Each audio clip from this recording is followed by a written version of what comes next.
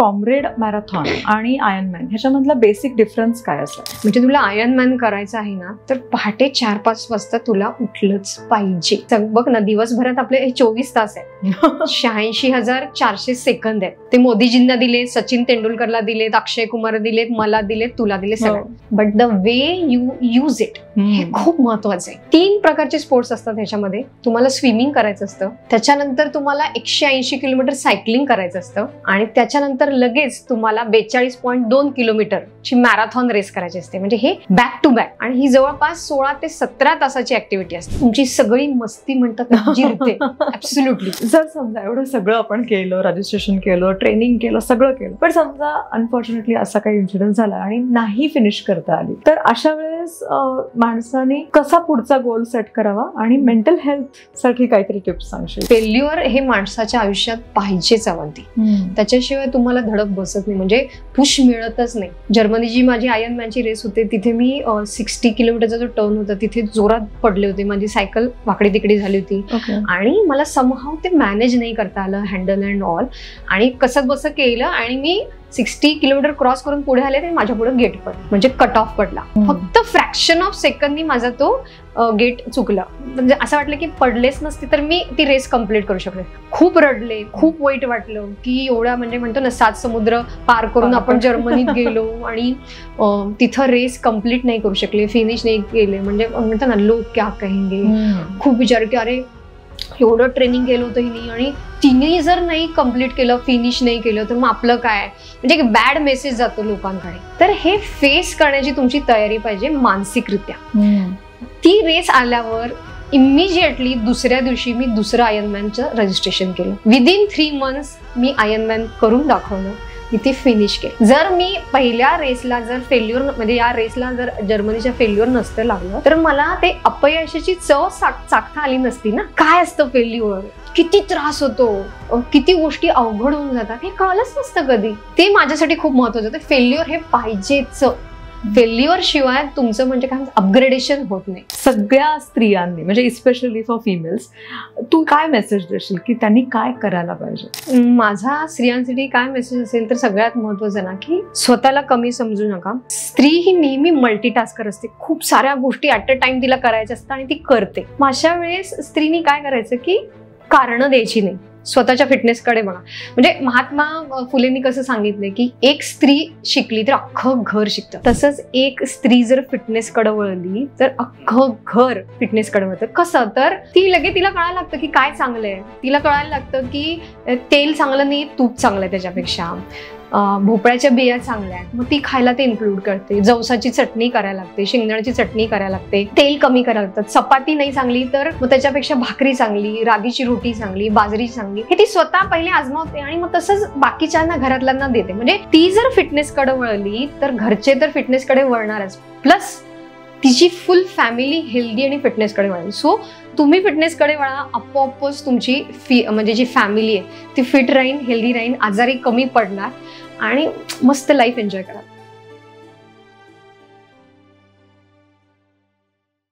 नमस्कार, मी अवंती दामले. आज उघड उघडच्या पॉडकास्टमध्ये आपण जो वेस्ट बोलवलाय ती अत्यंत विलक्षण असं व्यक्तिमत्व असणारी माझी मैत्रीण आहे, डॉक्टर स्मिता झांझुर्णे, जी स्वतः डेंटिस्ट आहे, पण त्याचबरोबरीने ती अशा स्पोर्ट्समध्ये आहे की ज्याच्यामध्ये येण्यासाठी एक महत्त्वाचं म्हणजे करेज आणि दुसरी गोष्ट म्हणजे शारीरिक क्षमता, ह्याचं कॉम्बिनेशन लागतं. So Smita, thank you so much या एपिसोडमध्ये येण्यासाठी. आणि तू तुझ्याबद्दल थोडीशी माहिती सांगशील का? मी मूळची सोलापूरचीच, तुझी क्लासमेट. माहेरची मी स्मिता वागचौरे आणि सासरची स्मिता राहुल झांझुर्णे. आणि जवळपास 17 वर्षापासून माझी डेंटिस्ट्री करते, डेंटल सर्जन आहे मी. आणि लग्नाच्या 11 वर्षानंतर मग मी स्पोर्ट्समध्ये आले आणि मग आयर्नमॅन, कॉम्रेड्स, हायरॉक्स अशा रेसेस करते. ओके, मला स्मिता सांग की कॉम्रेड मॅरेथॉन आणि आयर्नमॅन ह्याच्यामधला बेसिक डिफरन्स काय असेल? बेसिकली कॉम्रेड्स हे फक्त रनिंग आहे अवंती. कॉम्रेड्स 90 किलोमीटर पळायचं असतं तुम्हाला. आयर्नमॅन हे different. Ironman is a triathlon sport. म्हणजे 3 प्रकारचे स्पोर्ट्स असतात ह्याच्यामध्ये. तुम्हाला स्विमिंग करायचं असतं 3.8 किलोमीटर, मग ते समुद्रात असेल, नदीमध्ये असेल. त्याच्यानंतर तुम्हाला 180 किलोमीटर सायकलिंग करायचं असतं. आणि त्याच्यानंतर लगेच तुम्हाला 42.2 किलोमीटरची मॅरेथॉन रेस करायची असते. म्हणजे हे बॅक टू बॅक, आणि ही जवळपास 16 ते 17 तासाची ऍक्टिव्हिटी असते. आणि कॉम्रेड ही साधारण 10 ते 12 तासाची ऍक्टिव्हिटी असते. एक रनिंग आणि एक 3 प्रकारचे स्पोर्ट्स. हा बेसिक खूप मोठा डिफरन्स आहे त्यांच्यामध्ये. मला सांग की कॉम्रेड मॅरेथॉन बद्दल एक अशी उत्सुकता असते, एक प्रकारची भीती असते, तर का जगामध्ये कॉम्रेड मॅरेथॉनला एवढं महत्व आहे? कॉम्रेड मॅरेथॉन ही जवळपास 1921च्या आसपास सुरू झाली साऊथ आफ्रिकेमध्ये. आणि तेव्हा लोकांना माहितीच नव्हतं की असं पळणं धावणं काय असतं. मग जेव्हा सेकंड वर्ल्ड वॉर झालं तेव्हा त्यांच्या सैनिकांच्या प्रित्यर्थ, त्यांच्या आठवणी प्रित्यर्थ ही मॅरेथॉन सुरू केली. आणि पीटर्सबर्ग पासून ते पळायचं 90 किलोमीटर अशी ही त्यांची धाव सुरू झाली. आणि एकदा ही सुरू झाली. आणि महत्वाची गोष्ट म्हणजे की याच्यामध्ये फिमेल पार्टिसिपंट नसायचे आणि त्यांना अलाउड नव्हतं. जवळपास 50 वर्षानंतर फिमेल्सला अलाउ केलं त्यांनी पार्टिसिपेशनसाठी. अनऑफिशियली एक महिला धावली होती 90 किलोमीटर, पण ऑफिशियली 50 वर्षानंतर कॉम्रेड्सला फिमेल्स पार्टिसिपेट होऊ लागले. सो एकदम हिस्ट्री जबरदस्त आहे कॉम्रेडची. ओके. सो आता तू मगाशी म्हणालीस की आयर्नमॅन हा वेगळाच स्पोर्टचा आपण प्रकार म्हणूयात, तर तू थोडंसं त्याच्याबद्दल सांगशील का? म्हणजे फुल आयर्नमॅन काय असते, रेस काय असते, एक्झॅक्टली ड्युरेशन काय असेल? ओके. आयर्नमॅन मध्ये कसं एक हाफ डिस्टन्स असतं, 70.3 म्हणतात त्याला, आणि फुल डिस्टन्स असतं 140.6. तर हे 70.3 140.6 असं काय? तर हाफ आयर्नमॅन मध्ये काय असतं की तुम्हाला स्विमिंग करायचं असतं 1.9 किलोमीटर. ओके. आणि नंतर तुम्हाला 90 किलोमीटर सायकलिंग करायचं असतं. मग तो रूट कसाही असतो, फ्लॅट असतो, इलिव्हेशन असतं, घाट असतं, मग ते सगळं असतं त्याच्यामध्ये. आणि त्याच्यानंतर तुम्हाला 21 किलोमीटर धावायचं असतं हाफ डिस्टन्स मध्ये. हे सगळं जेव्हा तुम्ही माइल्स मध्ये कन्वर्ट करता तेव्हा ते 70.3 होतं. म्हणून त्याला आयर्नमॅन 70.3 म्हणतात. आणि फुल डिस्टन्स मध्ये वेगळंच असतं. फुल डिस्टन्स मध्ये तुम्हाला 3.8 किलोमीटर समुद्रात नदीमध्ये पोहायचं असतं. मग ते 4 किलोमीटर होतंच वाकडं तिकडं पोहून. त्याच्यानंतर तुम्हाला 180 किलोमीटर सायकलिंग करायचं असतं. आणि नंतर मग 42.2 किलोमीटर म्हणजे जी आपण म्हणतो मॅरेथॉन ती पळायची असते. मग हे सगळं डिस्टन्स साधारण 140.6 माइल्स मध्ये होतं. म्हणून त्याला आयर्नमॅन 140.6 म्हणजे फुल आयर्नमॅन असं म्हणतात. म्हणजे या आयर्नमॅनच्या रेसेस जगभरात खूप ठिकाणी होतात. भारतात आपल्या आता इथे 3-4 वर्षापासून गोव्याला सुरू झाले, ते सुद्धा हाफ डिस्टन्स सुरू झाले, फुल अजून सुरू झालं नाहीये. ओके. आता तू म्हणतेस की ट्रायथलॉन असू देत नाहीतर मग रनिंग असू देत, तर ह्या सगळ्यामध्ये एन्ड्युरन्सवर फोकस दिला जातो. तर ह्या दोन्ही कॉम्पिटिशनमध्ये एन्ड्युरन्स, स्ट्रेंथ आणि ओव्हरऑल तुमचं मस्क्युलर स्ट्रक्चर, बॉडी कॉम्पोजिशन ह्या दोघांचाही रोल असेल. ऍब्सोल्युटली. तर मला सांग की ट्रायथलॉन ज्यांना करायची त्यांनी कशावर फोकस ठेवला पाहिजे, म्हणजे एन्ड्युरन्स, स्ट्रेंथ मध्ये, आणि कॉम्रेडसाठी काय फरक असेल? ज्यांना आयर्नमॅन करायचं ना त्यांना खूप सारी मेहनत घ्यावी लागते. खूप सारी मेहनत म्हणजे तुम्हाला सायकलिंग, रनिंग, स्विमिंग हे तर करावं लागतंच. प्लस तुम्हाला काय करावं लागेल तर थेराबँड एक्सरसाइजेस, योगासनं, मेडिटेशन, प्राणायाम, कोअरचे एक्सरसाइजेस, स्ट्रेंथनिंग, हे असं खूप सारं सारखं सतत चालूच असतं आयर्नमॅनसाठी. पण समहाव कॉम्रेडसाठी तुम्हाला स्विमिंग अपेक्षित नाहीये, सायकलिंग अपेक्षित नाहीये, पण कोअर तर स्ट्रॉंग लागतोच तुम्हाला. तो काही अंशी ते वर्कआउट्स कमी होतात ऍज कम्पेअर टू कॉम्रेड्स, कारण की तेव्हा तुम्हाला फक्त रनिंग करायचं, तुम्हाला बाकीचे 2 स्पोर्ट्स करायचेच नाहीये. म्हणजे तुम्हाला सायकल पंक्चर होण्याचं टेन्शन आहे, किंवा सायकलला काही बिघाड होईल त्याचं काही टेन्शन नाहीये, किंवा स्विमिंग करताना तुम्ही बुडाल, नाकात तोंडात पाणी जाईल, असा काही लोडच नाहीये. तुम्हाला फक्त तुमचे पाय, तुमचा रोड, तुमचा कोअर या गोष्टींचाच विचार करावा लागणार आहे. पार्टिसिपेशनच्या दृष्टीने बघायला गेलं तर त्या पर्टिक्युलर इव्हेंटसाठी क्वालिफाय व्हायचे काय कॅटेगरी आहेत? हो, राईट. ह्याला एज पण मॅटर करतं. म्हणजे कॉम्रेडसाठी तुम्ही कमीत कमी 20 वर्षाचे पाहिजे, 20 वर्ष पूर्ण झाली पाहिजे. जेव्हा तुम्ही रेस डेला असणार तेव्हा तुमचं 20 वर्ष पूर्ण पाहिजे. आणि आयर्नमॅन मध्ये 18 वर्ष पूर्ण पाहिजे. अच्छा. तर हा झाला एजची रिलेटेड क्रायटेरिया. आणि बाकी जर तुम्हाला आयर्नमॅन करायची असेल तर तुम्ही ऍटलिस्ट एखादं ऑलिम्पिक डिस्टन्स, स्प्रिंट डिस्टन्स हे करणं गरजेचं आहे, तुम्हाला रेस चांगली होईल. पण ऑफिशियली असं काही नाहीये की तुम्ही हे केलंच पाहिजे. तुम्ही डायरेक्टली रजिस्टर करू शकता. पण कॉम्रेडला तसं नाही. कॉम्रेडला ऑफिशियली तुम्ही एक मॅरेथॉन केलीच पाहिजे आणि ती सुद्धा 4 तास 50 मिनिटाच्या आतच. जर तुम्ही 4 तास 50 मिनिटाच्या आत मॅरेथॉन केली तर फायनली तुम्ही 11 तास 59 मिनिटात कॉम्रेड पूर्ण कराल अशी अपेक्षा असते. मग हे टाइम लिमिट आहे कॉम्रेडसाठी. आयर्नमॅनसाठी तसं नाहीये. आयर्नमॅनला नंतर कट ऑफ्स असतात रेसमध्ये.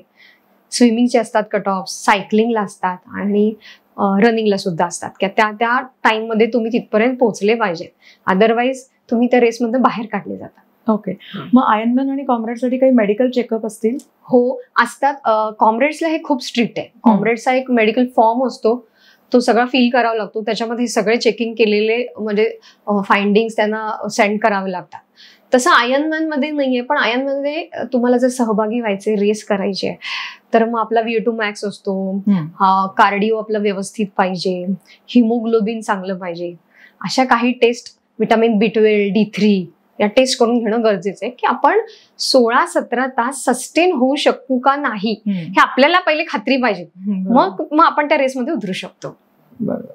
सो ह्या दोन्ही रेसच्या दृष्टीने किंवा इव्हेंटच्या दृष्टीने सेल्फ ट्रेनिंग केलं तर ते सफिशियंट आहे का यू नीड अ कोच? सगळ्यात महत्वाचं म्हणजे सेल्फ ट्रेनिंग नाही पॉसिबल याच्यामध्ये. याला स्ट्रक्चर वर्कआउट्सच लागतात आयर्नमॅनसाठी. तुम्ही एकदा जर आयर्नमॅन केली तर तुम्ही दुसऱ्यांदा किंवा तिसऱ्यांदा सेल्फ ट्रेनिंग करू शकता. पण जेव्हा तुमचं पहिलंच आयर्नमॅन आहे तर माझा तर असा सल्ला आहे की तुम्ही एक छान कोच, हुशार कोच हायर करा, त्यांचं स्ट्रक्चर्ड वर्कआउट घ्या, त्यानुसारच ट्रेनिंग करा. कॉम्रेड्सला खूप लोक घेत नाही ट्रेनिंग, असंच करतात. मग त्यांचं काय असतं, फिनिशिंग असं वाटतं की होतंय का नाही. सो बेटर आपण एका कोचच्या अंडर केलं तर आपल्याला एक डिसिप्लिन राहतो आणि आपण कोणाला तरी बांधील राहतो की मी हे वर्कआउट केलंय बाबा, तुम्ही ते चेक करा आणि मला त्याचा फीडबॅक द्या. पण मग जर आपण स्वतःच करू तर आपण मग खूप म्हणजे कार्नेरियाची स्टेज येते. खूप कारण देतो, नाही आज मला झोपच आली, मग मी नाही करणार किंवा मी आजारी आहे. पण जेव्हा तुम्ही कोच अंडर ट्रेनिंग करता तेव्हा तशी तुम्हाला कारण देऊ शकत नाही. तुम्ही प्रत्येक गोष्टीवर त्यांची नजर असते आपल्यावर. मग हेच तर अपेक्षित आहे की तुम्ही डिसिप्लिननी छान जर वर्कआउट केले तर तुम्हाला नक्कीच सक्सेस मिळणार आणि ते फिनिशिंग टार्गेट तुम्ही अचीव करू शकता. ओके. सो बिगिनर साठी जर आपण म्हटलं तर साधारणपणे वीकली काय प्रोग्राम असतो? आयर्नमॅन साठी कसं असतं की तुम्हाला स्विमिंग करायचंय, सायकलिंग करायचंय, रनिंग करायचंय, तिन्ही गोष्टी करायच्या आहेत आठवड्यातून. तर त्याच्यामध्ये तुम्हाला सायकलिंगचे जे वर्कआउट असतात मिनिमम 3 तरी असतात, रनिंगचे वर्कआउट्स 3 ते 4 असतात आणि swimming alternate day 3 to 4 time आणि एक ओपन वॉटर स्विम असतं संडेला. तर हे सगळं करावं लागतं. म्हणजे आणि तुमचे जसं जसं तुमची रेस जवळ येते ते मग तुमचं वीकली वर्कआउट 16 ते 20 तास असं होतं. एवढा तास ते एक्सटेंड होतं आणि दिवसभरात 1 ते 1.5 तास एवढं वर्कआउट असतंच. शेवटी मग काय होतं, सॅटर्डे संडेला ब्रिक वर्कआउट सुरू होतात. ब्रिक वर्कआउट म्हणजे काय, तर तुम्ही सायकलिंग करायचं आणि सायकलिंग करून आल्या सायकल लावायची आणि दुसऱ्या मिनिटाला तुम्ही रनिंग करायचं. मग ते 7 ते 10 किलोमीटर, 15 किलोमीटर रेस जवळ आली की मग ते 25 किलोमीटर असंही होतं. आपल्याला काय होतं, सायकलिंग करून आले की साधं चालू पण वाटत नाही. मग तिथे तुम्हाला पळायचंय. मग ही मनाची तयारी या ब्रिक रन्सनी होते. मग हे जेव्हा तुम्ही वर्कआउट घेता त्यांच्याकडून तेव्हा ते शिकता. पण जेव्हा स्वतः करतो तेव्हा त्या गोष्टी होत नाहीत. मग हे ब्रिक वर्कआउट काय असतं, मग ओपन वॉटर स्विम्स काय असतात, हे ट्रेनिंग केल्यानंतर आपण शिकतो आणि त्याला यूज टू होतो आणि मग छान पद्धतीने करू शकतो. ओके. मग तू आता जे म्हणालीस की ओपन वॉटरमध्ये इव्हेंट्स असतात, मग ओपन वॉटरची रिस्क काही वाटते आणि काय असेल? ओके. तर ओपन वॉटर काय असतं की आम्ही कासार साईला वगैरे जायचो ओपन वॉटरसाठी, तर तिथे काही मगर वगैरे नाहीये किंवा फिश वगैरे अशी काही भीती नाहीये. पण कसं असतं, पाण्यामध्ये आपण एकदा गेलो ना आपला पाय टेकत नाही. म्हणजे बुडलो तर बुडलो ही एक मनात खूप भीती असते. मग ती ओव्हरकम करायला आपल्याला ओपन वॉटर स्विम करावंच लागतं. आणि मग जेव्हा तुम्ही पोहता तेव्हा नाकातोंडात पाणी जातं, पाण्याच्या मध्यात गेलो की खूप तहान लागते, खूप पाणी पिऊ वाटतं, आणि खाली सगळं गढूळ गढूळ असतं, काहीच दिसत नसतं तुम्हाला. चुकून साधी वनस्पती जरी पायात आली तर आपल्याला असं वाटतं की काय आहे बाबा, काय अडकलं पाण्यात. तर कासार साईडला तसं काहीच नाहीये, एकदम म्हणजे स्वच्छ पाणी नाही म्हणता येणार, थोडंसं गढूळ आहे, पण तुम्हाला डेअरिंग तुमचं वाढतं अशा ओपन वॉटरने. रिस्क म्हणजे सांगायची म्हणजे मी जेव्हा साऊथ आफ्रिकेला पहिलं आयर्नमॅन करायला गेले होते तेव्हा आदल्या दिवशी आम्ही जस्ट एक ट्रायल स्विम म्हणून करायला गेलो, आमचे कोच आणि आम्ही 5-6 ट्रेनी, आणि उडी टाकली पाण्यात, एक 100-200 मीटर पोहलो आणि खूप साऱ्या मोठ्या मोठ्या लाटा सुरू झाल्या. पण दुसऱ्या दिवशी सुद्धा हेच अपेक्षित होतं की रेसला पण असंच असणार, मनाची तयारी करायची, आणि सम हाऊ साधारण 100 ते 150 डॉल्फिनचा कळप आमच्या शेजारी पोहते, आणि आम्हाला ह्याची अजिबात कल्पना नाही. आणि जस्ट किनाऱ्यावरती माझे हस्बंड होते डॉक्टर राहुल, आणि ते तिथून ओढून आम्हाला सांगते, अरे डॉल्फिन आहे तुमच्या बाजूला 100, बघा मजा, म्हणजे एन्जॉय दॅट, तो मुवमेंट आहे तो एन्जॉय करा. आणि ऐकूच येणार स्विमिंग करताना अजिबात ऐकत नाही.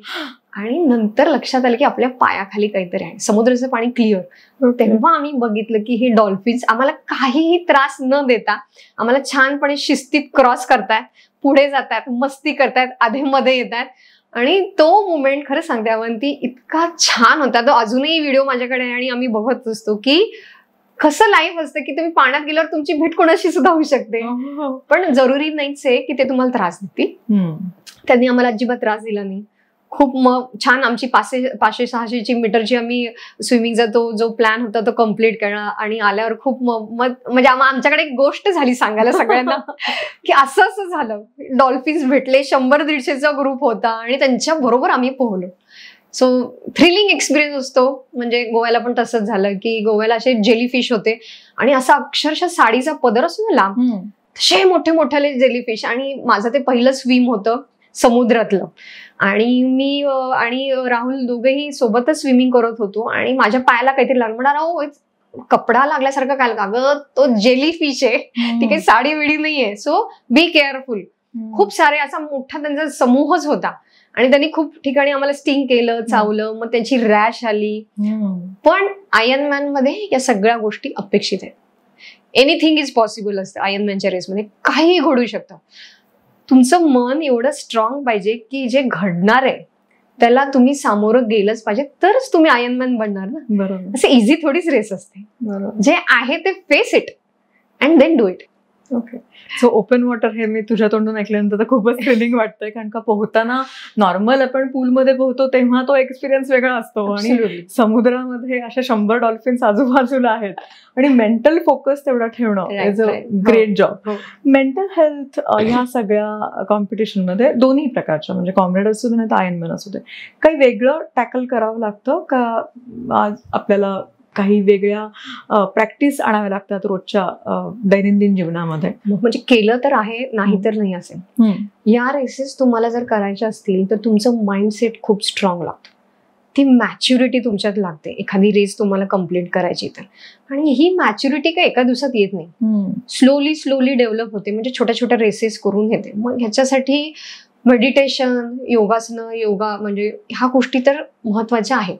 अजून काय करायचं तर ईट दॅट फ्रॉग हे पुस्तक वाचलं असेल, म्हणजे अगली थिंग असते ना आयुष्यातली जी अजिबात आवडत नाही ती पहिल्यांदा करायची. हा म्हणजे माइंड जिमिंग म्हणतात ह्याला. माइंड जिमिंग म्हणजे काय की तुला एखादी गोष्ट आवडत नाही. मला स्विमिंग अजिबात नाही आवडायचं, कारण की मला स्विमिंग येत नव्हतं, शिकलेच नव्हते, आई वडिलांनी कधी स्विमिंगचा क्लास लावला नव्हता, मी अजून पण कोचते त्याच्यासाठी त्यांना. सो की मी रेसच्या जस्ट एक 6-8 महिने आधी स्विमिंग शिकले. करोना होता तेव्हा, त्यामुळे पूल सगळे 10 महिने बंद होते. मला स्विमिंग अजिबात आवडायचं नाही. मी कधी समुद्रकिनारी गेले तरी समुद्रात पाय सुद्धा लावायचे नाही, एवढा लांब असायचे मी पाण्यापासून.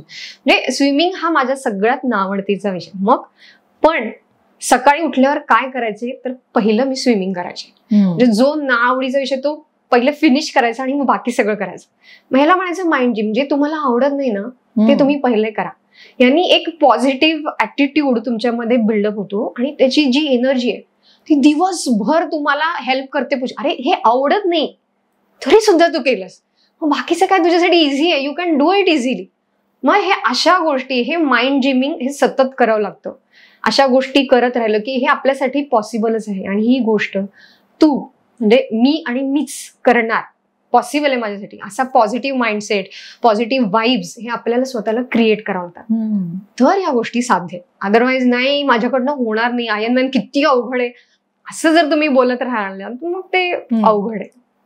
सो माइंड जिमिंग हा एक नवीन शब्द कळलेला आहे की तो पण करणं गरजेचं आहे. मला सांग की ऍक्च्युली रेस डे असतो त्या दिवशी काय असतं, म्हणजे त्यावेळेस मेंटल हेल्थ कशी असते आणि तुम्ही काही प्रिकॉशनरी मेजर्स घेता का की तुमचा इव्हेंट आहे तर मग त्याच्या आधी 4 दिवस 2 दिवस काही वेगळं रुटीन असतं का, एक्सरसाइज रुटीन कसं असतं? हो, जेव्हा आपली रेस येते ना तेव्हा आपला पीक ऑलरेडी झालेला असतो स्पोर्ट्सचा, म्हणजे तुमचा ट्रेनिंगचा, आणि तेव्हा नंतर शेवटचा आठवडा तुम्हाला रिलॅक्सिंग असतं. म्हणजे जस्ट एक 5-6 किलोमीटरची रन असते, जस्ट पाय मोकळे व्हावेत, मोबिलिटी एक्सरसाइजेस असतात, आणि तुमची आपण जी जिम करतो त्याचे जिम वर्कआउट्स एकदम मिनिमल ठेवतो जशी रेस जवळ येते. मग हे वर्कआउटच्या बाबतीत आहे की तुम्ही बऱ्यापैकी रिलॅक्स राहता, कारण की तुमचे 100% तुम्हाला रेसच्या दिवशी द्यायचं असतं.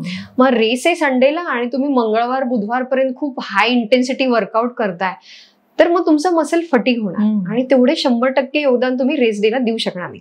सो ट्रेनिंगच्या बाबतीत हे असतं की तुम्हाला रिलॅक्स व्हावं लागतं 1 वीक प्रायर रेसच्या डे. आणि खाण्याच्या बाबतीत खूप सारी गोष्टी पाळायला लागतात. म्हणजे कार्ब लोड तुमचा वाढवावा लागतो. म्हणजे तुम्हाला रताळ, स्लो कार्ब रिलीज गोष्टी असतात, रताळ खावं लागतं. नंतर पोटॅटो आहेच आहे, भात, डाळ भात अशा गोष्टी जास्त वाढवाव्या लागतात. सलाड तुमचं जे आहे ते तुम्हाला कमी करावं लागतं. फ्रूटचा इंटेक तुम्ही बऱ्यापैकी ठेवू शकता, पण नारळ पाणी, सॉल्ट, वॉटर इलेक्ट्रोलाइट बॅलन्स तुमचा खूप चांगला ठेवावा लागतो, कारण त्या दिवशी तुम्ही खूप रेसच्या दिवशी डिहायड्रेट होता. मग हे पाणी तुम्हाला खूप आधीच भरून काढावं लागतं. नारळ पाणी is the best thing in the world. मग हे तुम्हाला त्या वीक मध्ये खूप आधी सुरू करावं लागतं. आणखी काय सुरू करू शकतो तर आवळा सगळ्यात म्हणजे बेस्ट आहे रनिंगसाठी तरी. जेव्हा तुमची रेस आहे, खूप मोठी रेस आहे, कॉम्रेडची रेस आहे म्हणा किंवा आयर्नमॅन आहे, तर शेवटचा 1-1.5 महिना आवळ्याचा ज्यूस रोज प्यायचा. विटॅमिन सी बेस्ट असतं आपल्यासाठी. Beetroot juice. तुमचं हिमोग्लोबिनचं जे लेवल आहे ना ती जर मॅक्झिमम असेल ना तर तुमचं रनिंग एकदम बेस्ट. म्हणजे मायटोकॉन्ड्रिया किती प्रोड्यूस होतात तुमच्या बॉडीमध्ये, आणि आयर्नमॅनला तेच लागतं रेस डे दिवशी. किती तुम्ही ऑक्सिजन कॅरिंग कॅपॅसिटी तुमची केवढी जास्त आहे ते सगळं ठरतं.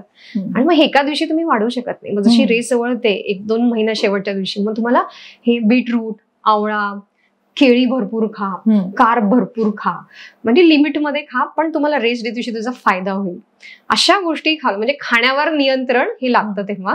आणि वर्कआउटच्या बाबतीत ह्या 2 गोष्टी तुम्हाला रेसच्या वेळेस पाळाव्या लागतात जशी रेस जवळ येते तशी. ओके. सो मग आता हाय अल्टिट्यूड ट्रेनिंग बद्दल आपण नेहमी ऐकतो की अल्टिट्यूड चेंज झालं की तुमचा परफॉर्मन्स पण बदलतो. तुला असा एक्सपिरियन्स आला होता का की तू आता पुण्यात ट्रेनिंग करतेस आणि मग तू बाहेरच्या देशांमध्ये जातेस, मग तिकडची हवा, तिकडचं सगळं ओव्हरऑल अल्टिट्यूड कसं आहे ह्याचा तू विचार केला होतास आणि त्याचा तुझ्या ऍक्टिव्हिटीवर काय इम्पॅक्ट झाला का? हो, पडतोच फरक. कारण की जेव्हा आपण एखादी रेस रजिस्टर करतो तेव्हा सगळ्यात महत्वाचं मी पहिले काय बघतो की तिथलं टेम्परेचर किती. जेव्हा आम्ही जर्मनीला गेलो होतो तिथल्या पाण्याचं टेम्परेचर 4-5 डिग्री पर्यंत पोहोचलं होतं. एवढ्या थंड पाण्याची आपल्याला सवयच नसते. त्या 4-5 डिग्रीमध्ये तुम्हाला पोहायचंय ते सुद्धा 4 किलोमीटर. म्हणजे आपलं मन तयारच होत नाही. आपल्या इथे किती असतं टेम्परेचर 21-22, फार 24-25, कधी 15च्या खाली जातच नाही. अशा पाण्याची सवय नसते. मग अशा पाण्याची सवय करून घ्यायचं तर काय, जो क्लोज्ड पूल असतो ना तिथं प्रॅक्टिस करावं लागतं. म्हणजे स्वारगेटला आपल्या निळू फुले पुले प्रचंड थंड पाणी आहे, म्हणजे चिल्ड वॉटर. म्हणजे आम्ही असं कडकड कडकड करायचो आणि पहाटे 5ला पाण्यात असायचो आम्ही स्विमिंग करायला. म्हणजे एकतर वजनाने कमी असल्यामुळे थंडी खूप असते, जाड माणसांना एवढा त्रास नाही होत. पण मग ही अशी सवय करून घ्यावी लागते. तिथं टेम्परेचर कसं असणार आहे मग त्याचं आधी आपण सुरू करायचं आणि ऍक्लिमेटायझेशन करावं लागतं. थोडं रेसच्या आधी जावं लागतं तुम्हाला 7-8 दिवस. मग तिथली हवा कशी आहे, तिथं किती हेडविंड्स आहेत, आपल्याला किती वाकून सायकल चालवावं लागेल, स्विमिंग करताना पाणी थंड आहे तर मग त्या मनामध्ये माइंडसेट करावा लागतो की थंडच पाणी आहे, तुला काही ऑप्शन नाहीये, तुला पोहायचंच आहे. मग ह्या सगळ्या गोष्टी आधी आपल्याला मनात प्रिपेअर करावं लागतं. मग रेस रजिस्टर केली की ह्या सगळ्या म्हणजे तिथल्या टेम्परेचरचा, तिथल्या एन्व्हायरमेंटचा खूप मोठ्याने विचार करावा लागतो, तर मग आपली रेस सुखद होते. सो मला सांग की तुझे बेस्ट फूड्स काय आहेत रेसच्या आधी कुठलेही कॉम्रेड असू दे नंतर आयर्नमॅन असू दे, तू काय निवडशील की जे तुला एनर्जी देतील? आणि बेसिकली ट्रॅव्हलिंग मध्ये म्हणशील तर मग मी ठेपले वापरायचे खूप, अजूनही ठेपलेच घेऊन येते. आणि रेसच्या आधी म्हणलं तर मी डाळ कमी भात खूप खाते. पास्ताला मी सेकंड चॉईस देईन, पण डाळ भात तिथे जेवढ्या ठिकाणी आम्ही रेसला गेलो म्हणजे साऊथ आफ्रिका म्हण, जर्मनी म्हण, कझाकिस्तान, दुबई, कुठेही जिथे गेलो, टर्कीला गेलो, तिथे आम्हाला राईस मिळाला. मग राईस बेस्ट थिंग आहे. आणि घरून मग बटाटे आणि घरची केळी मी खूप घ्यायची. गावरान केळी आहेत ना, म्हणजे अक्षरशः घडच्या घड मी घेऊन जाते आणि ती पिकतात तिथे पोहोचेपर्यंत. तशी केळी खरंच बिलीव्ह अवंती कुठेच मिळत नाही. आपली जी केळी आहे ना मिळतच नाही तिथे. एकतर मोठी मोठी मिळते आणि अशी गावरान वगैरे तर प्रश्नच नाही. आणि रेसला सुद्धा मी तीच नेते. छोटे छोटे कट करून खिशामध्ये न्यायचं सायकलिंग करताना, तिथले मिळते पण आपलं ते आपलं. सो बनाना माझी फेवरेट आहे, बनाना. आणि बटाट्याची भाजी, डाळ भात रेससाठी हेच बेस्ट आहे. आणि शेंगाच्या पोळ्या नेते आणि ठेपले, ह्या 2 गोष्टी तर प्रवासात मस्ट आहे. म्हणजे एनर्जीचा सोर्स पण आहे आणि खूप वेळ ते टिकतात पण. आणि आपल्याला म्हणजे काय म्हणतात, घरचं खाल्ल्यावर छान पण वाटतं तसं आहे. पण मग समजा व्हेजिटेरियन सोर्सेस बद्दल सांगतेस तू, मग प्रोटीनसाठी तू काय निवडतेस? प्रोटीनसाठी काही खातेस का? आणि खात असेल तर काय निवडतेस? बाहेरच्या देशात गेल्यावर एग्स सगळीकडे मिळतात, नो डाऊट. चिकन पण चांगलं मिळतं. सो एग्स आणि चिकन हे 2च ऑप्शन मी प्रिफर करते. मटन म्हणायला गेले तर माहित नाही कसं मिळतं, काय मिळतं. फिश खूप कमी ट्राय करते, कारण की त्यांचा फिश आणि आपला फिश याच्यामध्ये जमीन आसमानचा फरक आहे टेस्ट मध्ये. सो तिकडचं कधी गोड्या पाण्यातला असतो, खाऱ्या पाण्यातला असतो. आपल्या फिशची चव वेगळीच आहे. सो तिकडची खूप, आणि कसं असतं प्रॉन्स वगैरे अशा गोष्टी की त्याची अलर्जी झटकन बसते. त्यामुळे ते रेसच्या वेळेस ट्राय करतच नाही. आणि प्रोटीन हे आम्हाला घ्यायचंच नसतं. जेव्हा तुमची रेस आहे 4 to 5 days कमीत कमी शटडाऊन प्रोटीन्स. कार्ब इंटेक तुमचा स्लोली वाढवायचा, प्रोटीन स्लोली शटडाऊन करायचं. सो तिथं गेल्यावर ना म्हणजे प्रोटीन खायचं असं काही विशेष प्रश्न नाहीये, सगळं कार्ब. ओके. आणि मग तू आयर्न बद्दल बोलतेस की ऑक्सिजन कॅरिंग कॅपॅसिटी आणि तुमचं overall whatever sports you are choosing, सगळे एन्ड्युरन्स आहेत, तर तुम्हाला सतत ऑक्सिजन सप्लाय पाहिजेच आहे. तर त्यासाठी तू कुठले फूड्स चूज करतेस आयर्न वाढवण्यासाठी किंवा एक ओव्हरऑल हिमोग्लोबिन स्टेटस चांगलं ठेवण्यासाठी? सगळ्यात महत्वाचं ना नाचणीची भाकरी. नाचणीची भाकरी भरपूर खाते, त्याच्यामध्ये आयर्न, कॅल्शियम. पालक आणि हे जे आपण पालक पनीर वगैरे खातो ना ते अवॉइड करायचं. म्हणजे एकदम कॅल्शियम आणि आयर्न मॅन, मग ऍब्झॉर्प्शनच होत नाही आयर्नचं. आणि खूप लोकांना माहित नाहीये की पालक पनीर नसतं खायचं. पालकाची भाजी वेगळी खायची, पनीर वेगळं खायचं. सो पालक खाते, रागी भरपूर खाते, गुळ शेंगदाण्याचे लाडू खाते, गुळामध्ये इंटेक छान असतं.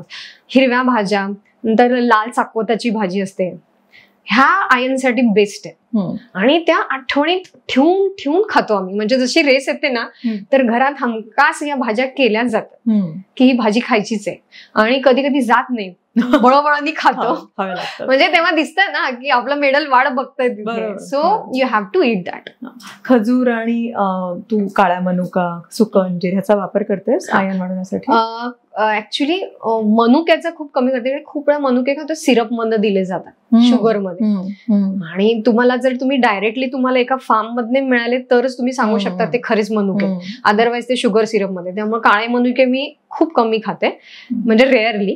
पण खजूर तर हे रेस डेला तर आम्हाला लागतातच. खजुराशिवाय तर कामच चालत नाही. रनिंगच्या वेळेस लागतात, सायकलिंगला लागतात, कारण की सायकलिंग बघ ना आता 7-8 तास करायचं असतं, 180 किलोमीटर म्हणजे.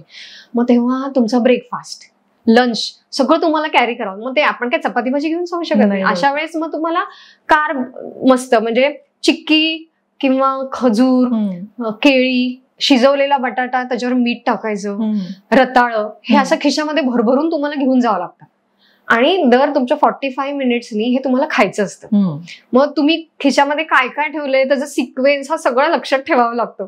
किती खजूर खाणार आहे, व्हॉट एव्हर ते सगळं. आता तू सांगितलंस की खिशामध्ये ठेवतेस आणि खिशामधून तू घेऊन जातेस, असं काही स्पेसिफिक स्पोर्ट्स वेअर असतं का की ह्या इव्हेंटसाठी हेच घातलेलं बरं, की ज्याला खूप सारे खिसे असतील किंवा ड्रायफिट असेल, असं काही असेल का? आणि त्याच्यामुळे समजा तुमचं स्पोर्ट्स वेअर चुकलं तर ॲलर्जी रिॲक्शन्स किंवा स्किन ब्रिथिंगला काहीतरी इश्यूज असं होतं का? होतं हो.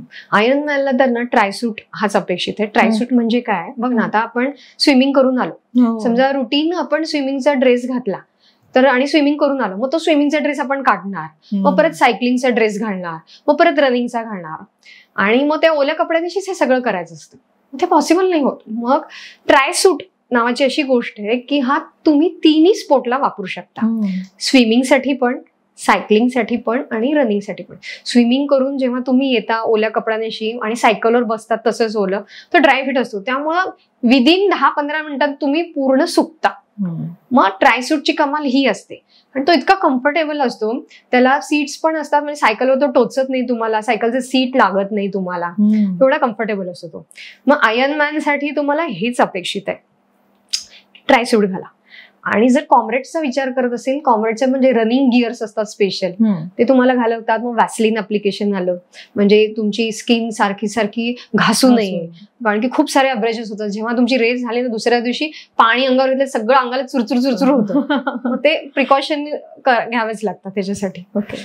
What are the cut off times for both comrade आणि आयर्नमॅन? काय कट ऑफ टाइम्स असतात साधारणपणे? कॉम्रेडला म्हटलं तर तुम्ही जर 12 तासाच्या वर कॉम्रेड केली तर तुम्हाला मेडल मिळत नाही.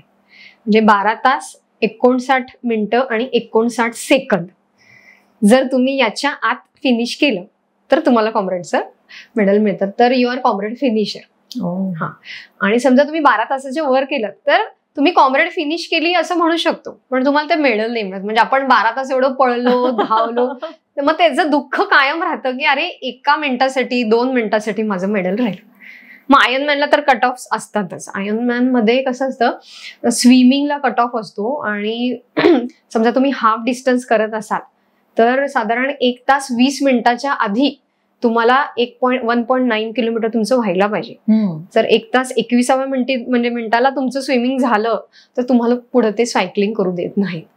मग काही रेसेसमध्ये काय असतं, 60 किलोमीटरला 30 किलोमीटरला सुद्धा कट ऑफ ठेवतात सायकलिंगला, की या वेळेत तुम्ही तिथे पोहोचलं. नाही पोहोचलं तर ते डायरेक्ट गेट टाकतात, अरे बाबा, रोडवर आणि पुढे जाऊ देत नाही. मग तुमची रेस तिथे संपते. सो कट ऑफ खूप विचार करून डोक्यात ठेवावं लागतात की कट ऑफ आहेत बरं का बाबा, त्या हिशोबाने आपण सायकलिंग करायची आणि स्विमिंग करायचं. ओके. आता ह्या सगळ्या ऍक्टिव्हिटी खूप कालावधीसाठी टिकणाऱ्या असतात, त्याच्यामुळे मग हायड्रेशनवर पण फोकस ठेवणं गरजेचं आहे. मग तू आता मगाशी मेन्शन केलं होतंस की तू नारळाच्या पाण्यावर खूप विश्वास ठेवतेस, पण त्याच्या बरोबरीने ड्युरिंग रन किंवा ड्युरिंग इव्हेंट तू काय वापरतेस हायड्रेशनसाठी, इलेक्ट्रोलाइट बॅलन्स होण्यासाठी? हो, सगळ्यात महत्त्वाचं सॉल्ट लागतं. सॉल्टच्या कॅप्सूल्स मिळतात युनिवेजच्या, खूप चांगल्या आहेत. खूप जण घरचंच मीठ घेतात, पण त्याचा काय तोटा असतो की किती प्रमाण खायचं ते लक्षात येत नाही. मग आपण अनवॉन्टेड कधी एक्स्ट्रा खातो आणि एक्स्ट्रा सॉल्ट तुम्ही खाल्लं की मग वॉमिटिंग, नॉशिया सगळंच गणित बिघडतं. सो सॉल्ट कॅप्सूल खायची असेल तर 40 to 45 मिनिटला एक सॉल्ट कॅप्सूल तुमची गेली पाहिजे. याने काय होतं की तुम्हाला मसल्सला क्रॅम्प नाही येत आणि तुमचं जे डिसाइडेड टार्गेट आहे त्या टार्गेटने तुम्ही पळू शकता, त्या पेसने तुम्ही पळू शकता विदाउट एनी क्रॅम्प. आणि दुसरी गोष्ट की आपल्याला थोडीशी शुगर पण, ग्लुकोज पण गेलं पाहिजे पोटामध्ये जेव्हा तुम्ही रनिंग करता, सायकलिंग करता. सो इलेक्ट्रोलाइट्स तर लागतातच. मग तुम्ही एनर्झालच्या रूपाने, मग मी एनर्झाल वापरते बऱ्यापैकी. बाकीचे पण सोर्सेस असतात रेसमध्ये, तिथे ते ठेवतात, एनर्जी ड्रिंक्स ठेवतात. तिथे स्टेशन्स असतात, वॉटर स्टेशन्स. म्हणजे ते जर दर 10 ते 15 किलोमीटरला असतात सायकलिंगमध्ये, रनिंगला तर एव्हरी 2 किलोमीटरला असतात. मग तिथे रेडबुल असते, एनर्जी ड्रिंक असते, इलेक्ट्रोलाइट्स असतात. मग आपण ठरवायचं की आपल्याला काय प्यायचंय. ज्याची सवय आहे तीच गोष्ट, नवीन कुठली गोष्ट रेसला ट्राय नाही करायची. म्हणजे समजा एखाद्या ब्रँडचं जर तुम्ही इलेक्ट्रोलाइट कधी पिलं नाहीये तर शक्यतो त्या दिवशी ट्राय नका करू. जे आधी प्यालात तेच ट्राय करा, म्हणजे आपल्या स्टमकला त्रास नाही होत आणि रनिंग करताना ब्लोटिंग नाही होत. रेडबुल वगैरे अशा गोष्टी, म्हणजे कॅफेन, हे जेव्हा तुमची रेस संपत आली आहे, अगदी तुमचे शेवटचे 8-10 किलोमीटर राहिलेत आणि तुम्हाला खूप बूस्टची गरज आहे, तेव्हा तुम्ही रेडबुल घ्या. सुरुवातीलाच तुम्ही कॅफेन घेतलं तर तुम्ही खूप डिहायड्रेट होता. डिहायड्रेट झाले की मग सगळ्याच गोष्टी मिळतात, चक्कर येते, कधी ब्लोटिंग होतं, नाशिया, वॉमिटिंग, सगळ्या गोष्टी सुरू. सो प्लॅन अकॉर्डिंगली, कुठं रेस करणार आहे तिथलं वॉटर स्टेशनला कुठले ब्रँड्स हेल्पफुल आहेत ते बघा आणि तसं ट्राय करा. ओके. आता तू मेन्शन केलंस की ब्लोटिंग होतंय किंवा उलटी होतीये, क्रॅम्पिंग होतंय, तर अशा वेळेस मधल्या ह्या स्टेशनच्या जवळ काही मेडिकल फॅसिलिटी असतात का?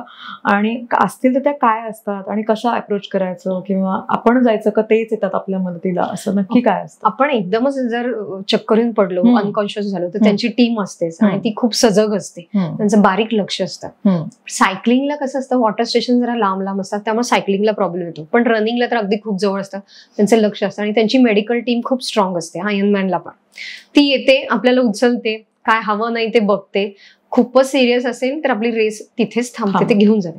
पण अगदीच तुम्हाला काही चक्कर येत असेल तर आपण कसं इथं ग्लुकॉन डी वगैरे देतो, तसे ते इलेक्ट्रोलाइट्स देतात आणि मग तुम्हाला ते स्ट्रॉंग सपोर्ट देतात आणि तुमची रेस होते पूर्ण. अगदी एवढा काही प्रॉब्लेम येत नाही. पण ब्लोटिंग वगैरे झाला तर ते आपल्याला तिथे, आणि कसं असतं की तुम्हाला वॉशरूम्सची अवेलेबिलिटी भरपूर असते. म्हणजे तुमचं पोट बिघडलं तरी रनिंग रूटवर पण असतं आणि सायकलिंग रूटवर पण खूप असतं, त्यामुळं अडचण नाही येत आपल्याला. म्हणजे ट्रायसूटला फार प्रॉब्लेम येतो, तो अख्खा ट्रायसूट काढायचा, वॉशरूमला जायचं, हे डिफिकल्ट आहे खूप. पण जर पोट बिघडलं तर काही ऑप्शन नसतं.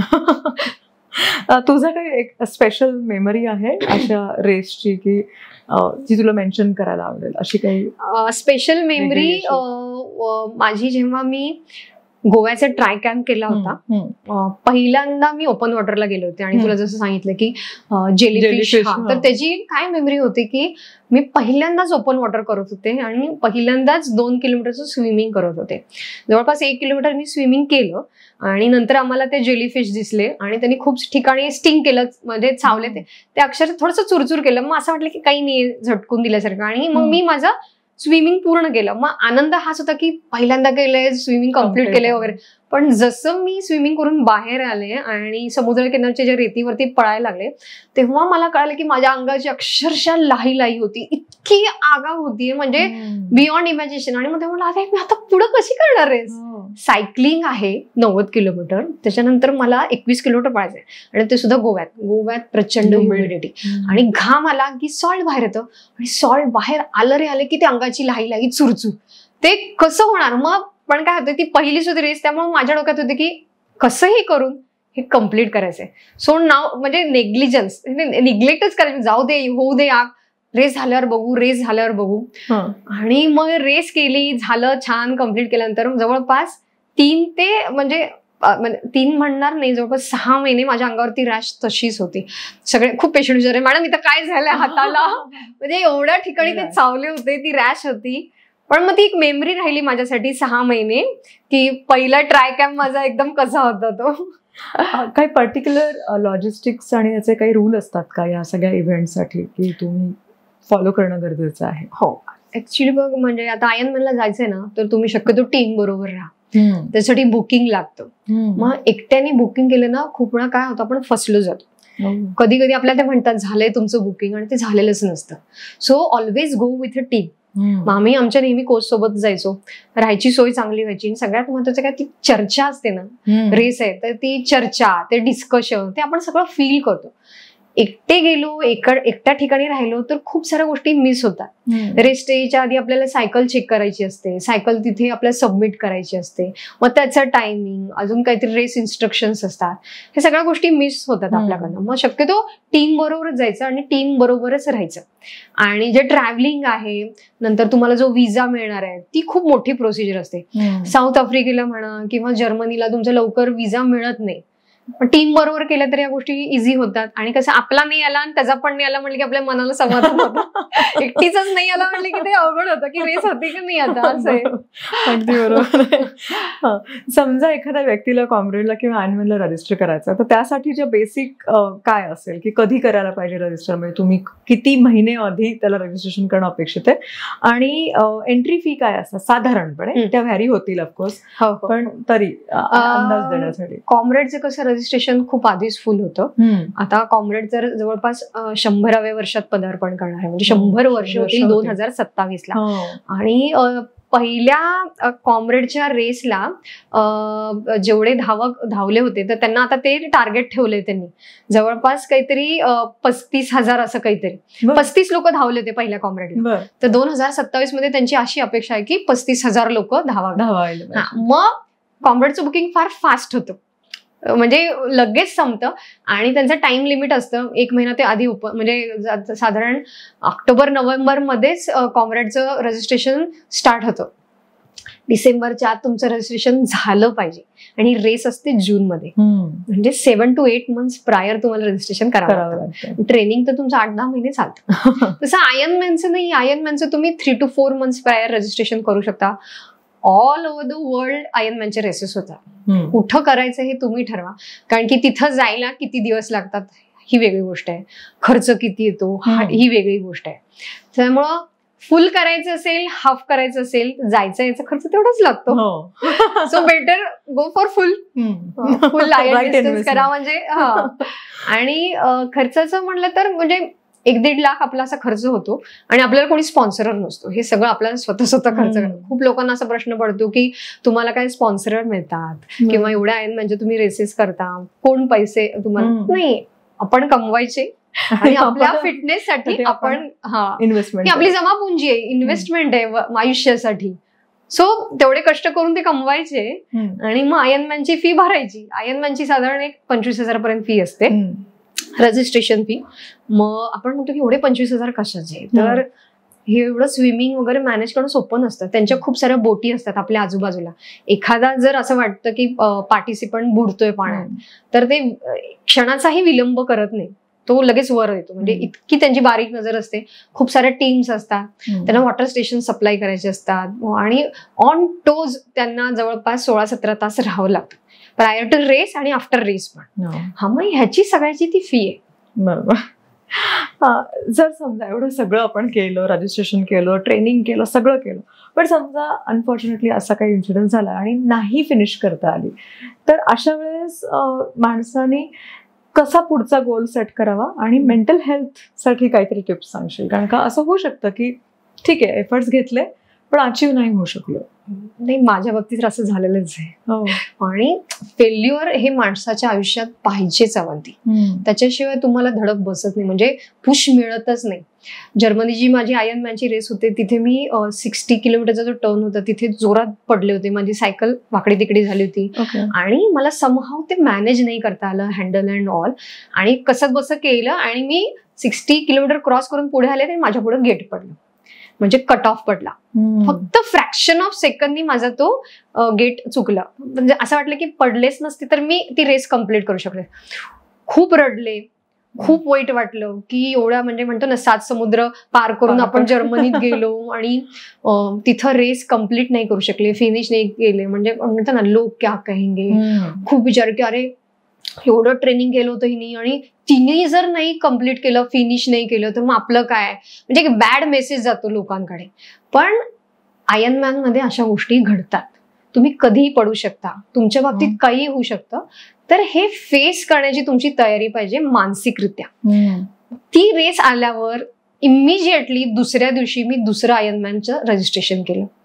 विदिन 3 months मी आयर्नमॅन करून दाखवलं, मी ते फिनिश केलं. जर मी पहिल्या रेसला जर फेल्युअर म्हणजे या रेसला जर जर्मनीच्या फेल्युअर नसतं लागलं तर मला ते अपयशाची चव चाखता आली नसती ना.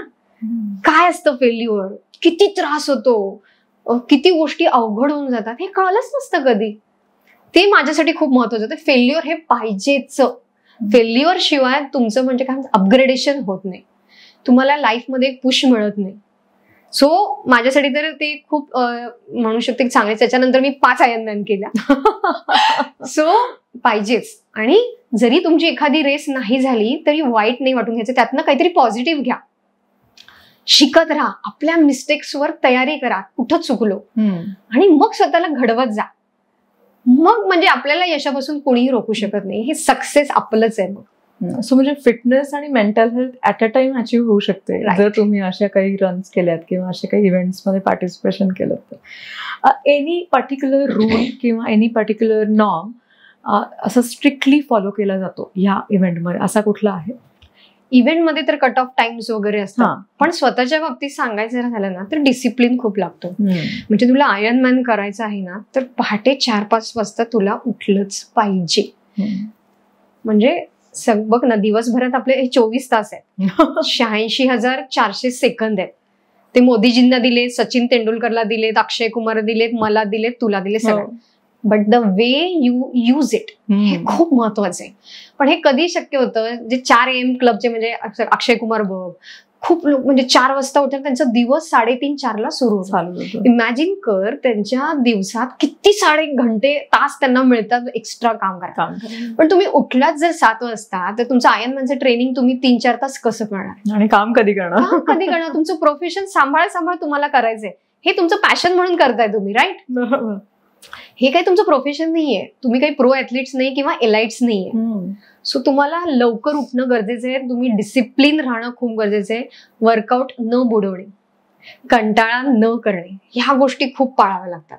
सिन्सिअरली सिरियसली तुम्ही केलं तर रिझल्ट पण छान मिळतो. तसंच असं तुला कधी वाटलं का की नाही आता म्हणजे मे बी तुला 2 मुलं आहेत तर त्यांच्या जबाबदारीमुळे किंवा घरी सासू सासरे, आजी सासू सासरे ह्यांच्यामुळे असं कधी तुला वाटलं का की अरे आज मला आता नाही होणार आहे, आणि अशा वेळेस तू नक्की कसं पुश केलंस मग स्वतःला? कारण का बऱ्याच वेळा हीच कारणं दिली जातात. राईट, कारण तर खूप देतो आपण. पण माझ्या नवऱ्याने पहिल्या डे 1लाच मला सांगितलं, जर तुला आयर्नमॅन करायचंय, आयर्नमॅनचं ट्रेनिंग करायचंय, तर एकही कारण सांगायचं नाही की मला 2 मुलं आहेत, त्यांच्या परीक्षा, त्यांचा अभ्यास घ्यायचा, घरचा सगळा स्वयंपाक तुला करायचा आहे, तुझं डेंटलचे तुझे पेशंट सगळे तुला करायचे आहेत. हे सगळं करून जर तुला जमणार असेल तर तू ह्याच्यात थोडी मार. आणि तेव्हा मी त्याला हो म्हणाले होते. पण नंतर कळालं की हे किती डिफिकल्ट आहे. घरात आपण सगळे सणवार साजरे करतो, आपली हाऊस काय असते, सगळं मीच करायचं, रांगोळी मीच काढणार, नैवेद्य मीच दाखवणार, सगळं स्वतःला करायचं असतं. आणि या गोष्टीत ना कुठेतरी मग आपलं वर्कआउट राहतं, त्याला वेळ नाही पुरत. मग अशा वेळेस मी काय करायचे माहिती का, रनिंगचं वर्कआउट असेल, रात्री 10 वाजता मगरपट्ट्यात जायची पळायला, वेड्यासारखी पळायचे 10 ते 12. म्हणजे आपण इमॅजिन पण नाही करू शकत. सगळे लवकर उठतात, पळतात, पण जेव्हा माझं वर्कआउट बुडेल, मोठं दिवाळी आहे, दसरा आहे, मोठा सण आहे, आणि तेव्हा आपल्याला ऑप्शन नसतो, घरात पुरणपोळी करावीच लागते, तेव्हा आपल्याला तिथे थांबावंच लागतं. अशा वेळेस मी ठरवून जाते आज सकाळी वर्कआउट करायचंच नाही, संध्याकाळी वर्कआउट करायचं. कॉम्रेडचे कित्येक रन, 35 किलोमीटरचे, 40 किलोमीटरचे रन मी सगळे मगरपट्ट्यामध्ये रात्री 9ला 8ला स्टार्ट करायचे, 11 साडे 11 पर्यंत भूतासारखी एकटीच पळायचे तिथे. डिटरमाइंड होते मी खूप. डिटर्मिनेशन तुम्हाला पाहिजेच की हे तुला करायचंय आणि तुला ते एकटीनंच केलं पाहिजे, आणि हे सगळं सांभाळून करायचंय, म्हणजे तुला कारण देऊन चालणार नाही. सो रिझन्स नाहीच, रिझन्स द्यायचे असतील तर मग वर्कआउट बुडवायची तयारी पाहिजे. म्हणजे तुझ्याशी बोलताना एक जाणवतं की म्हणजे बऱ्याच वेळा असं होतं की मेनोपॉज, पेरिमेनोपॉज मध्ये बायकांना एक प्रकारचं एकटेपण येतं किंवा स्वतःविषयी एक नकारात्मक भावना निर्माण होते.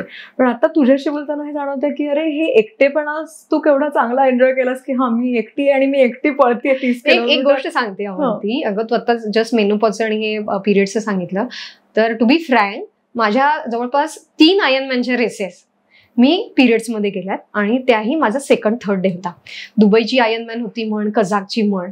सो मी म्हण किंवा कुणी असे तुम्ही रिझन्स देऊ नका की मला पिरियड्स आहेत, पोट दुखतंय. तर पिरियड्स मध्ये जर एखादी फिमेल आयर्नमॅन करू शकते, म्हणजे स्विमिंग करू शकते, सायकलिंग करू शकते, रनिंग करू शकते, तर मग आपण फ्रेश का नाही, ऍटलिस्ट फ्रेश का नाही राहू शकत? काही गोष्टी ज्या आपण कारण देऊन टाळतो की नाही मला पिरियड्स आलेत नको करायला, नाही. खूप स्विमिंग जेव्हा तुम्ही करता तेव्हा खूप वेळा तुमचे पिरियड्स येतात, तेव्हा तुम्हाला सुट्टी नाही घेताय, मग त्याला ऑप्शन्स आहेत, ते तुम्ही ट्राय करा. पण अशी मग कल्टी मारू नका किंवा रिझन्स देऊ नका की नाही बाबा माझे मेन्सेस चालू आहेत, मी नाही करणार. It's not like that. कधी रेसला तर हमखास असं होतं की तुमची डेट खूप आधी येते आणि मेन्सेस तुमचे येतातच. बी प्रिपेअर्ड. आणि मग आता असं झालं की असं काही वाटतच नाही की ठीक आहे येऊ दे, आले तर आहे, मी फेस करू शकते त्याला. It's like that. पण मग असं काही पर्टिक्युलर गोष्टी फॉलो करायला लागतात की तुमचे पिरियड्स त्या दरम्यान येत असतील तर काही वेगळी इक्विपमेंट किंवा कप यूज केलाय किंवा असं काही करावं लागतं? हे बघ, आयर्नमॅनचं ट्रेनिंग करायचे किंवा स्विमॅथॉन करायचे, तुला स्विमिंग करायचंय तर मेन्स्ट्रुअल कप शिवाय तुला ऑप्शन नाहीये. हा, मेन्स्ट्रुअल कप हे सगळ्यात म्हणजे देणगी आपल्यासाठी, फिमेलसाठी. खरंच सांगते, इतकं काय म्हणतात सुखकर लाईफ होऊन जातं ना आपलं या मेन्स्ट्रुअल कपमुळे. एकतर तुम्ही डेली स्विमिंग करू शकता. दुसरी गोष्ट म्हणजे आपल्याला कळतच नाही की आपले मेन्सेस चालू. सो मेन्स्ट्रुअल कप वापरा. मी तर खूप जणांना जेवढे माझे म्हणजे ऍथलीट फ्रेंड्स असतात किंवा नॉन मेडिको फ्रेंड्स असतात आणि ज्यांना रनिंग करायचंय अशांना तर हमखास सांगते की पहिले यू स्टार्ट डुईंग म्हणजे युझिंग मेन्स्ट्रुअल कप. सुरुवातीचा 1-2 महिना त्रास होतो, थोडं पोट दुखतं, पण त्याची आपलं शरीर सवय करून घेतं. म्हणजे एखादी गोष्ट कसं म्हणतो ना आपण, तो 21 डेचा रूल असतो बघ. म्हणजे 21 दिवस तुम्ही रोज सातत्याने ती गोष्ट केली तर 22व्या दिवशी ती तुमची हॅबिट होऊन जाते. तसंच तुम्ही हॅबिट करून घ्या, त्याची वापरायची सवय करून घ्या. घाबरायचं तर काही कारणच नाही त्याच्यामध्ये आणि इझिली होऊन जातात त्या गोष्टी मग. Okay, wow. सो मला असं वाटतं की शारीरिक अडचणी येऊ देत किंवा हवामानाच्या अडचणी येऊ देत, पाण्याच्या किंवा ह्याच्यामुळे काही ॲनिमल्सच्या समोर तुझं एन्काउंटर झालं, त्या सगळ्या गोष्टींवर तू मात करू शकलीस. तर तुझ्यामधले तू असे कुठले 2 गुण सांगशील की हे 2 गुण प्रत्येक स्त्रीनी जोपासणं गरजेचं आहे की लाईफ विल बी बेटर? सगळ्यात महत्वाची म्हणजे कन्सिस्टन्सी, सातत्य सगळ्यात इम्पॉर्टंट आहे. करत राहणे. सगळ्यात महत्वाचं फळाची अपेक्षा नाही करायची की मी फिनिश करू शकेन का नाही किंवा मला मेडल मिळेल का नाही किंवा मी त्याच्यात फर्स्ट येईल का नाही, हे सगळ्या नंतरच्या गोष्टी. पण कन्सिस्टंट राहणं. आणि मी बऱ्यापैकी कन्सिस्टंट राहायचा प्रयत्न करते. हे हा एक गुण सांगू शकते, बाकीचं काही सिन्सिअरिटी म्हण किंवा कन्सिस्टन्सी. Wow, okay.